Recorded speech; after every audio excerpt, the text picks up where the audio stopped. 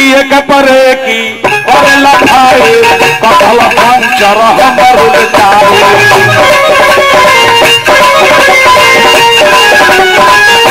एक परे की और लखाए कथल पंचर हमर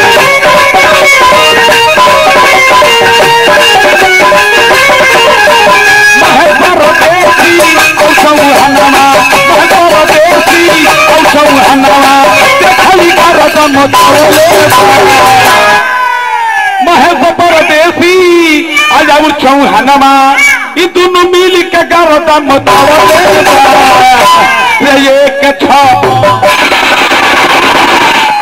एक छापन केवर बीरापन सैया हुसैन थे फिरा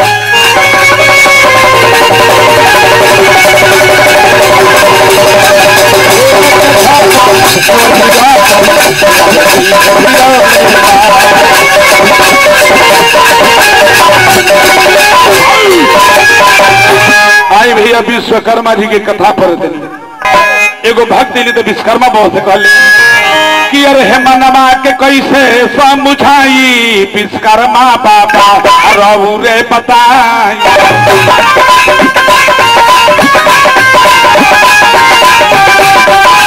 ए बाबा रुआ पूजा में अलबेनी पूर्वक गंवार बनी हमारा बुझाते नहीं कि भैया लोग के सामने हम का करें मानवा के कैसे समझाई विश्वकर्मा बाबा रहू रे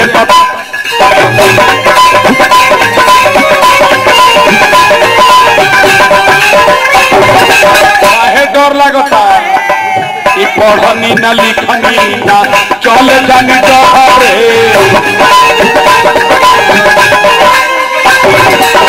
ए बाबा बानी हम गवार लेकिन असबट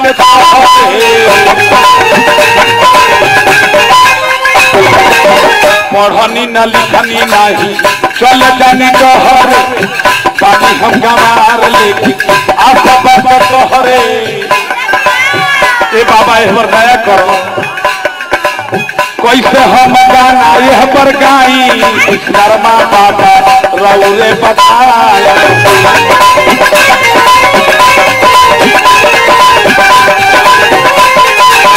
कैसे यह पर गाना हम गाई विश्वकर्मा बाबा रहू रे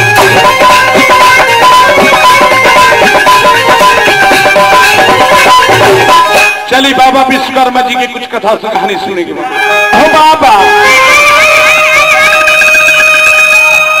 तब विश्वकर्मा नाम धरा गईले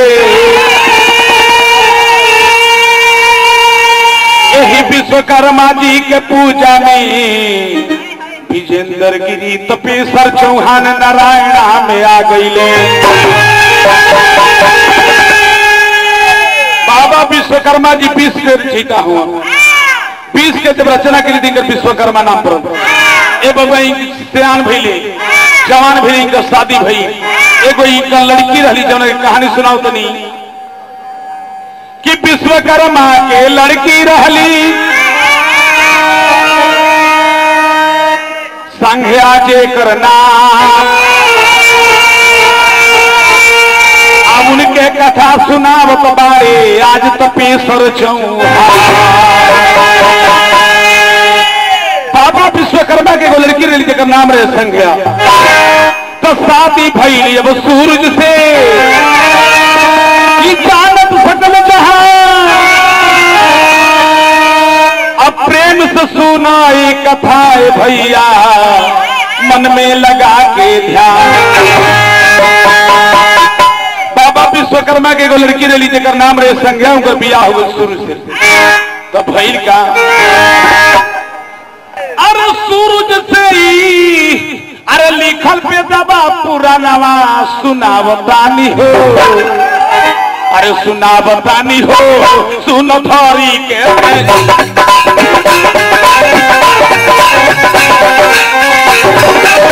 ए बाबा यही विश्वकर्मा जी के लड़की रही जेकर नाम रहे संज्ञा सूरज से शादी हो गई शादी भइल सूरज से लिखल पेदमा पुरानामा सुनावतानी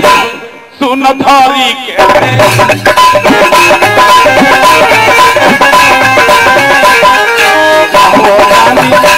सुन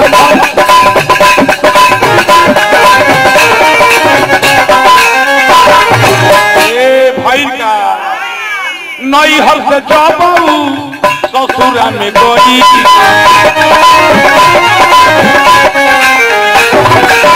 नई हर से जाबू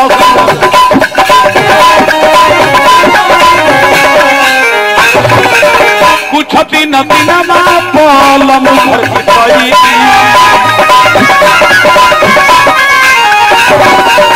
कुछ दिन दिनमा पलम घर की गई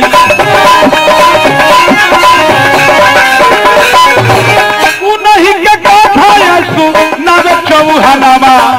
सुनल हर तनी धर के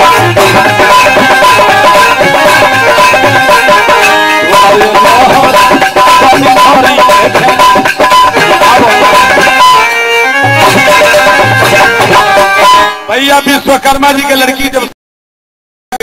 पति की तो ऐसा भाई की सूरज देव के सोरे को कला रही दो को लड़का उनका देह भाई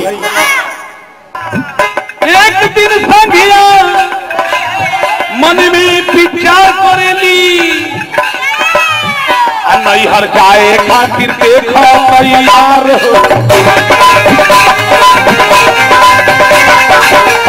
नैहर जाए खातिर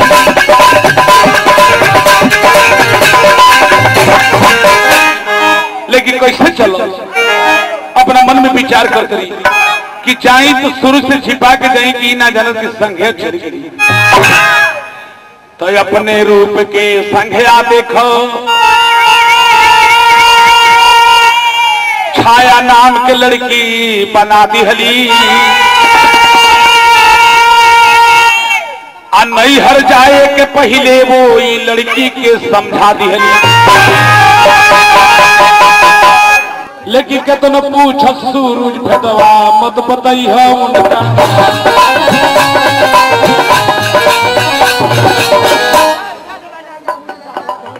संज्ञा काली की ये छाया हम कुछ दिन का दिन नैहर जाते नहीं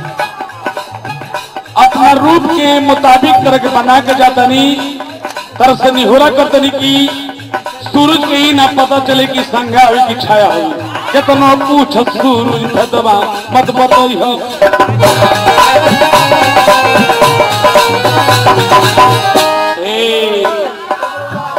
करी हो सेवा सेवकाई जेंगा हम सेवा करतनी अपना पति सूर्य देव की वही न तू सेवा करी हो सेवा सेवकाई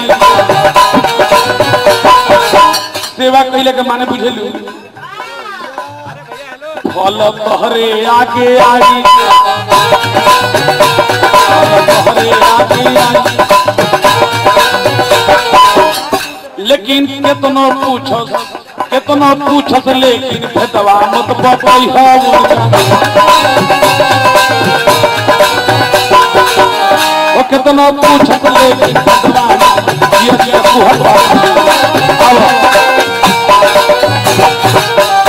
जब संज्ञा की बता की छाए के चल गई तो दू जना उनका लेकर दू जना लेकर ले धर्म की ज्यादा दुलार प्यार महतारी करते लेकिन जब से छाया की डिप्टी पड़ल तब से उनका बेटा के नाम मानो एक दिन धर्म खिसी आ गई कहले कि तू हमने के माई ना हो माई के करता भला की माने के